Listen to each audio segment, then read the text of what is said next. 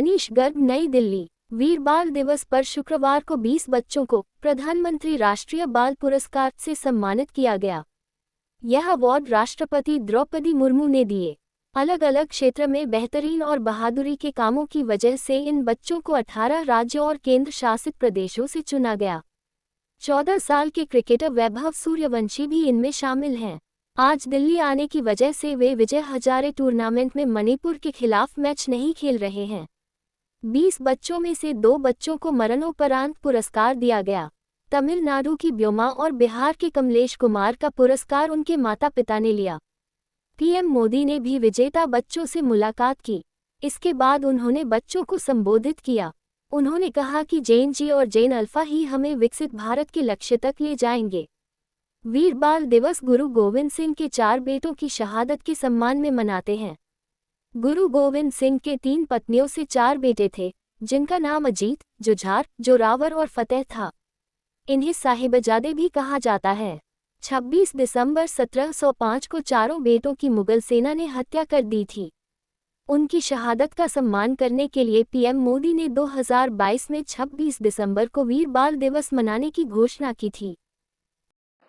अन्नपूर्णा देवी, सावित्री ठाकुर, रवनीत सिंह, हर्ष मल्होत्रा, दिल्ली सरकार से आए हुए मंत्री महोदय, अन्य महानुभाव, देश के कोने कोने से यहां उपस्थित सभी अतिथि और प्यारे बच्चों, आज देश वीर बाल दिवस मना रहा है। अभी वंदे मातरम की इतनी सुंदर प्रस्तुति हुई है। आपकी मेहनत नजर आ रही है। साथियों, आज हम उन वीर साहिबजादों को याद कर रहे हैं जो हमारे भारत का गौरव है, जो भारत के अदम्य साहस, शौर्य, वीरता की पराकाष्ठा है। वो वीर साहिबजादे जिन्होंने उम्र और अवस्था की सीमाओं को तोड़ दिया, जो क्रूर मुगल सल्तनत के सामने ऐसे चट्टान की तरह खड़े हुए कि मजहबी कट्टरता और आतंक का वजूद ही हिला गया। जिस राष्ट्र के पास ऐसा गौरवशाली अतीत हो, जिसकी युवा पीढ़ी को ऐसी प्रेरणाएं विरासत में मिली हो, वो राष्ट्र क्या कुछ नहीं कर सकता। साथियों, जब भी 26 दिसंबर का ये दिन आता है तो मुझे ये तसल्ली होती है कि हमारी सरकार ने साहिबजादों की वीरता से प्रेरित वीर बाल दिवस मनाना शुरू किया। बीते 4 वर्षों में वीर बाल दिवस की नई परंपरा ने साहिबजादों की प्रेरणाओं को नई पीढ़ी तक पहुंचाया है। वीर बाल दिवस ने साहसी और प्रतिभावान युवाओं के निर्माण के लिए एक मंच भी तैयार किया है। हर साल जो बच्चे अलग अलग क्षेत्रों में देश के लिए कुछ कर दिखाते हैं, उन्हें प्रधानमंत्री राष्ट्रीय बाल पुरस्कार से सम्मानित किया जाता है। इस बार भी देश के अलग अलग हिस्सों से आए 20 बच्चों को ये पुरस्कार दिए गए हैं। ये सब हमारे बीच में हैं। अभी उनसे काफी गप्पे गोष्ठी करने का मौका मिला और इनमें से किसी ने असाधारण बहादुरी दिखाई है, किसी ने सामाजिक सेवा और पर्यावरण के क्षेत्र में सराहनीय काम किया है। इनमें से कुछ विज्ञान और टेक्नोलॉजी में कुछ इनोवेट किया है, तो कई युवा साथी खेल, कला और संस्कृति के क्षेत्र में योगदान दे रहे हैं। मैं इन पुरस्कार विजेताओं से कहूंगा, आपका ये सम्मान आपके लिए तो है ही, ये आपके माता पिता का, आपके टीचर्स और मेंटर्स का, उनकी मेहनत का भी सम्मान है।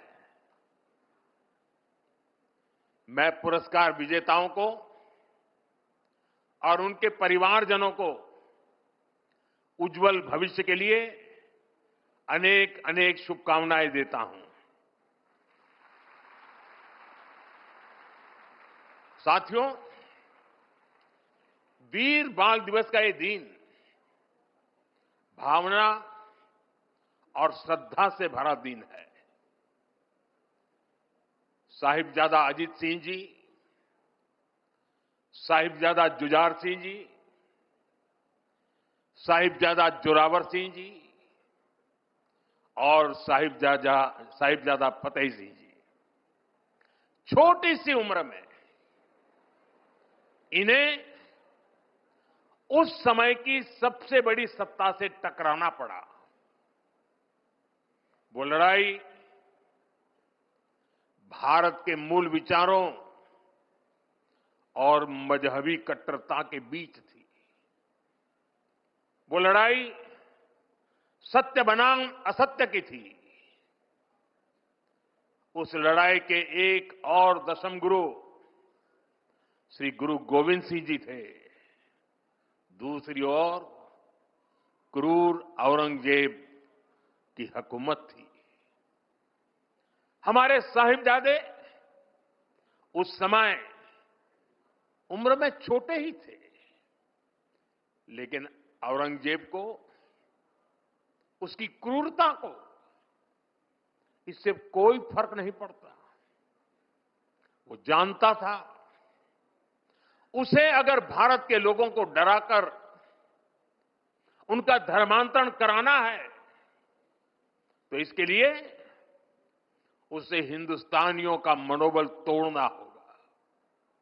और इसलिए उसने साहिबजादों को निशाना बनाया। लेकिन साथियों,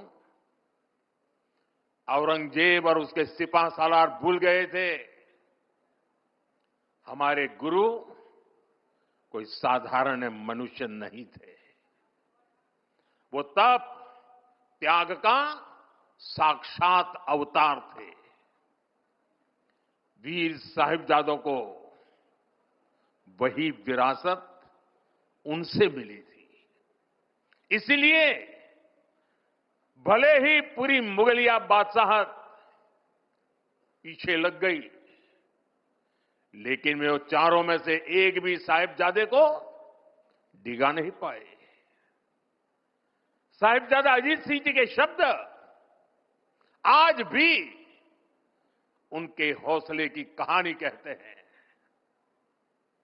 नाम का अजीत हूं, नाम का अजीत हूं, जीता ना जाऊंगा, जीता भी गया तो जीता ना आऊंगा।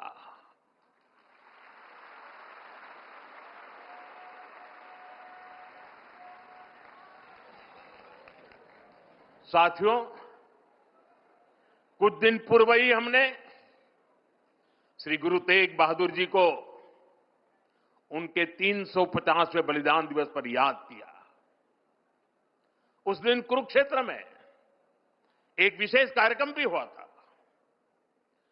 जिन साहिबजादों के पास श्री गुरु तेग बहादुर जी के बलिदान की प्रेरणा हो, वो मुगल अत्याचारों से डर जाएंगे, ये सोचना ही गलत था। साथियों, माता गुजरी, श्री गुरु गोविंद सिंह जी और चारों साहिबजादों की वीरता और आदर्श आज भी हर भारतीय को ताकत देते हैं हमारे लिए प्रेरणा है। साहिबजादों के बलिदान की गाथा देश में जन जन की जुबान पर होनी चाहिए थी, लेकिन दुर्भाग्य से आजादी के बाद भी देश में गुलामी की मानसिकता हावी रही। जिस गुलामी की मानसिकता का बीज अंग्रेज राजनेता मैकाले ने 1835 में बोया था, उस मानसिकता से देश को आजादी के बाद भी मुक्त नहीं होने दिया गया। इसलिए आजादी के बाद भी देश में दशकों तक ऐसी सच्चाइयों को दबाने की कोशिश की गई। लेकिन साथियों, अब भारत ने तय किया है कि गुलामी की मानसिकता से मुक्ति पानी ही होगी। अब हम भारतीयों के बलिदान,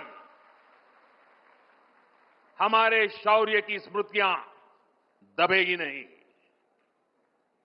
अब देश के नायक नायिकाओं को हाशिए पर नहीं रखा जाएगा और इसलिए वीर बाल दिवस को हम पूरे मनोभाव से मना रहे हैं। और हम इतने पर ही नहीं रुके हैं। मैकाले ने जो साजिश रची थी साल 2035 में, उसके 200 साल अब थोड़ी समय में हो जाएंगे। इसमें अभी 10 साल का समय बाकी है। इन्हीं 10 सालों में हम देश को पूरी तरह गुलामी की मानसिकता से मुक्त करके रहेंगे। 140 करोड़ देशवासियों का यह संकल्प होना चाहिए, क्योंकि देश जब इस गुलामी की मानसिकता से मुक्त होगा, उतना ही स्वदेशी का अभिमान करेगा, उतना ही आत्मनिर्भरता की दिशा में आगे बढ़ेगा। साथियों, गुलामी की मानसिकता से मुक्ति के इस अभियान की एक झलक कुछ दिन पहले हमारे देश की पार्लियामेंट में भी दिखाई दी है। अभी संसद के शीतकालीन सत्र में सांसदों ने हिंदी और अंग्रेजी के अलावा दूसरी भारतीय भाषाओं में लगभग 160 भाषण दिए। करीब 50 भाषण तमिल में हुए, 40 से ज्यादा भाषण मराठी में हुए, करीब 25 भाषण बांग्ला में हुए। दुनिया की किसी भी संसद में ऐसा दृश्य मुश्किल है। ये हम सबके लिए गौरव की बात है। भारत की इस लैंग्वेज डायवर्सिटी को भी मैकाले ने कुचलने का प्रयास किया था। अब गुलामी की मानसिकता से मुक्त होते हमारे देश में भाषाई विविधता हमारी ताकत बन रही है। साथियों, यहां मेरा युवा भारत संगठन से जुड़े इतने सारे युवा यहां उपस्थित हैं। एक तरह से आप सभी जैन जी हैं।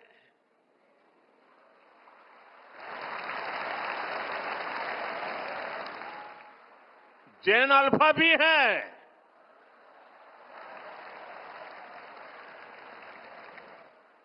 आपकी जनरेशन ही भारत को विकसित भारत के लक्ष्य तक ले जाएगी।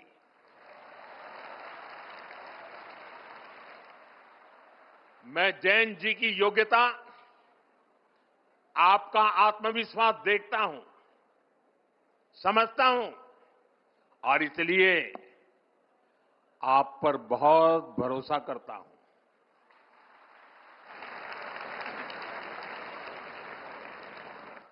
हमारे यहां कहा गया है, बालादपि ग्रहीतव्यम युक्त मुक्तम मनीषी भी, अर्थात अगर छोटा बच्चा भी कोई बुद्धिमानी की बात करे तो उसे ग्रहण करना चाहिए।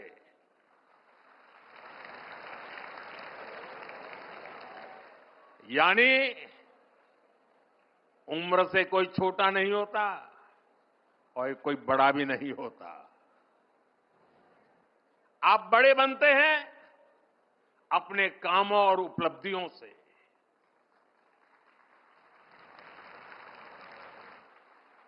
आप कम उम्र में भी ऐसे काम कर सकते हैं कि बाकी लोग आपसे प्रेरणा लें। आपने करके दिखाया है, लेकिन इन उपलब्धियों को अभी केवल एक शुरुआत के तौर पर देखना है। अभी आपको बहुत आगे बढ़ना है। अभी सपनों को आसमान तक लेकर जाना है। और आप भाग्यशाली हैं। आप जिस पीढ़ी में जन्मे हैं, आपकी प्रतिभा के साथ देश मजबूती से खड़ा है।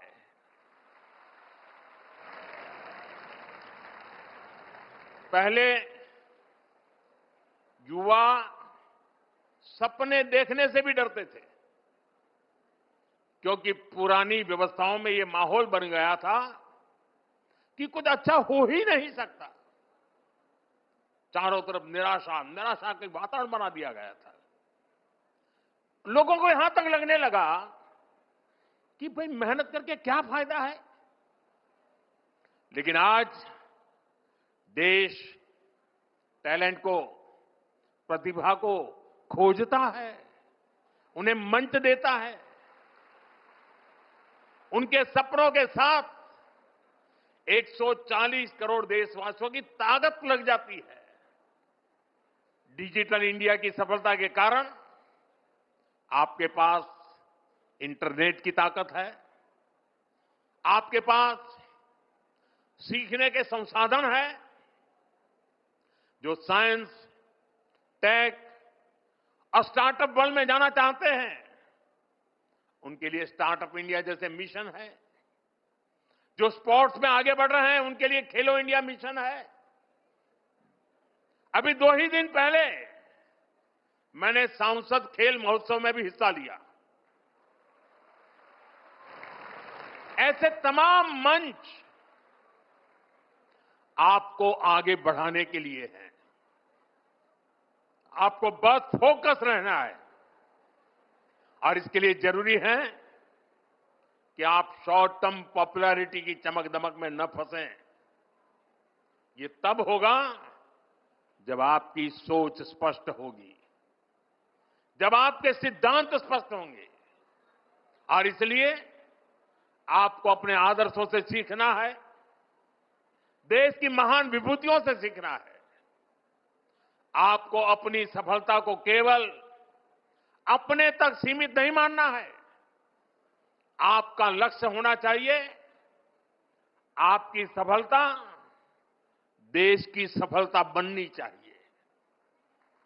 साथियों, आज युवाओं के सशक्तिकरण को ध्यान में रखकर नई पॉलिसी बनाई जा रही है। युवाओं को राष्ट्र निर्माण के केंद्र में रखा गया है। मेरा युवा भारत ऐसे प्लेटफॉर्म के माध्यम से युवाओं को जोड़ने, उन्हें अवसर देने और उनमें लीडरशिप स्किल विकसित कराने का प्रयास किया जा रहा है। स्पेस इकोनॉमी को आगे बढ़ाना, खेलों को प्रोत्साहित करना, फिनटेक और मैन्युफैक्चरिंग सेक्टर को विस्तार देना, स्किल डेवलपमेंट और इंटर्नशिप के अवसर तैयार करना, इस तरह के हर प्रयास के केंद्र में मेरे युवा साथी ही है। हर सेक्टर में युवाओं के लिए नए अवसर खुल रहे हैं। साथियों, आज भारत के सामने परिस्थितियां अभूतपूर्व है। आज भारत दुनिया के सबसे युवा देशों में से एक है। आने वाले 25 वर्ष भारत की दिशा तय करने वाले हैं। आजादी के बाद शायद पहली बार ऐसा हुआ है कि भारत की क्षमताएं, भारत की आकांक्षाएं और भारत से दुनिया की अपेक्षाएं तीनों एक साथ मिल रही है।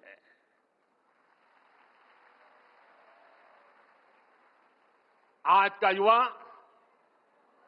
ऐसे समय में बड़ा हो रहा है जब अवसर पहले से कहीं ज्यादा है।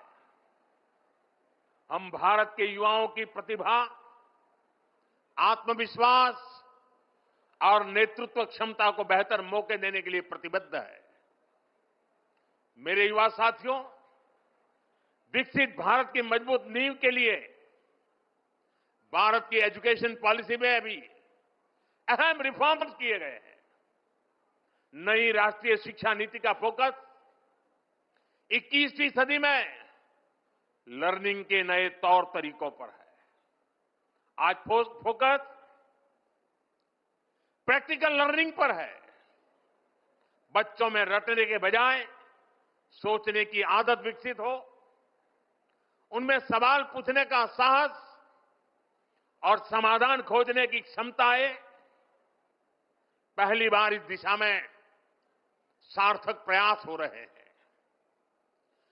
Multi disciplinary studies, skill based learning, sports को बढ़ावा और टेक्नोलॉजी का उपयोग, इनसे स्टूडेंट्स को बहुत मदद मिल रही है। आज देश भर में अटल टिंकरिंग लैब में लाखों बच्चे इनोवेशन और रिसर्च से जुड़ रहे हैं। स्कूलों में ही बच्चे रोबोटिक्स, एआई, सस्टेनेबिलिटी और डिजाइन थिंकिंग से परिचित हो रहे हैं। इन सारे प्रयासों के साथ ही राष्ट्रीय शिक्षा नीति में मातृभाषा में पढ़ाई का विकल्प दिया गया है। इससे बच्चों को पढ़ाई में आसानी हो रही है, विषयों को समझने में आसानी हो रही है। साथियों, वीर साहिबजादों ने यह नहीं दिखा था कि रास्ता कितना कठिन है। उन्होंने ये देखा था कि रास्ता सही है या नहीं है। आज उसी भावना की आवश्यकता है। मैं भारत के युवाओं से यही अपेक्षा करता हूं, बड़े सपने देखें, कड़ी मेहनत करें और अपने आत्मविश्वास को कभी भी कमजोर न पड़ने दें। भारत का भविष्य उसके बच्चों और युवाओं के भविष्य से ही उज्जवल होगा। उनका साहस, उनकी प्रतिभा और उनका समर्पण राष्ट्र की प्रगति को दिशा देगा। इसी विश्वास के साथ, इस जिम्मेदारी के साथ और इसी निरंतर गति के साथ भारत अपने भविष्य की ओर आगे बढ़ता रहेगा। मैं एक बार फिर वीर साहिबजादों को श्रद्धापूर्वक नमन करता हूं। सभी पुरस्कार विजेताओं को बहुत बहुत बधाई देता हूं। आप सभी का बहुत बहुत धन्यवाद।